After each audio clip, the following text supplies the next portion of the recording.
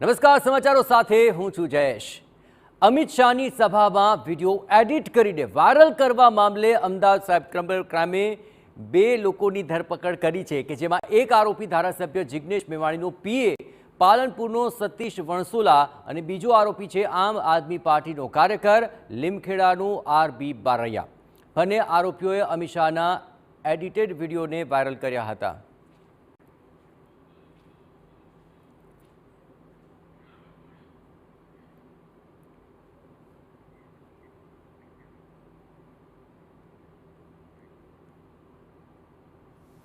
केंद्रीय गृहमंत्री साहेबनी एक स्पीच थी जेने एडिट करीने ए विडियो खोटी रीते सोशल मीडिया पर वायरल करवामां आव्युं हतुं।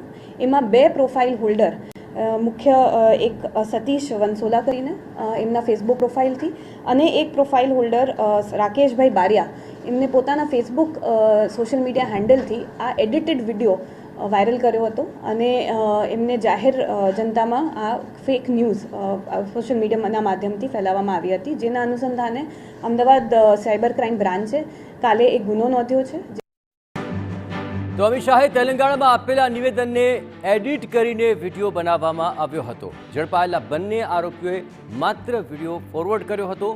વિડિયો કોણે એડિટ કર્યો, એડિટ કરનાર પાસે વિડિયો ક્યાંથી આવ્યો, આ અંગે હજુ તપાસ ચાલુ છે અને હાલ બંને આરોપીઓના ફોનને કબજે કરી એફએસએલમાં તપાસ માટે મોકલવામાં આવ્યા છે। एडिटेड विडियो एमने पोताना सोशल मीडिया हेन्डल थी पोस्ट कर्यो छे। जे विडियो एडिट करनारनी हजी आपणे तपास चालू छे। एमने विडियो कया माध्यमथी मळ्यो हतो, एमने ग्रुप व्हाट्सएप ग्रुपना माध्यमथी मळ्यो हतो पण एमां हजी आपणे आगळ तपास करीए छे कि आ कई रीतनो विडियो एमने मळ्यो छे।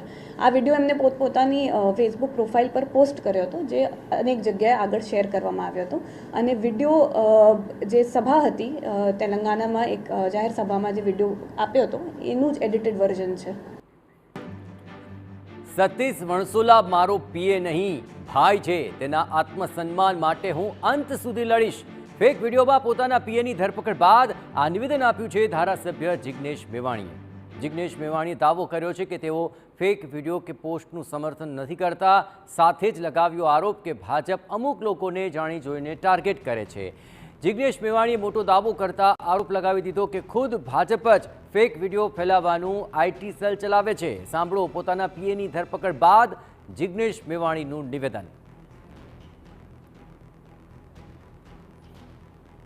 સતીશ વણસોલા એ મારો પીએ નહીં, મારો ભાઈ છે અને એના આત્મસન્માન માટે જે પણ લડાઈ લડવાની હશે એ હું અને ગુજરાતના 50 લાખ દલિતોને કોંગ્રેસ પાર્ટી લડીશું। હું કોઈ પણ સોશિયલ મીડિયામાં ફરતી ફેક પોસ્ટ ફેક વિડીયોનો ક્યારેય સમર્થક હોઈ શકું નહીં, પણ આ સિલેક્ટિવલી અમુક માણસોને ટાર્ગેટ કરવામાં આવી રહ્યા છે। ભારતીય જનતા પાર્ટી એક કોર્પોરેટ મીડિયાની મદદથી એક મસ્ત મોટું ફેક ન્યૂઝ ફેક પ્રોપેગન્ડા ફેલાવવાનું આખું આઈટી સેલ ચલાવે છે। ભારતીય જનતા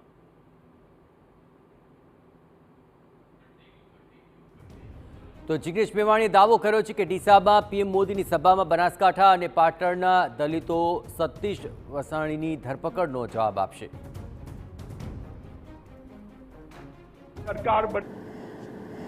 एडिटेड विडियो एमने पोताना सोशल मीडिया हेन्डल थी पोस्ट कर्यो छे।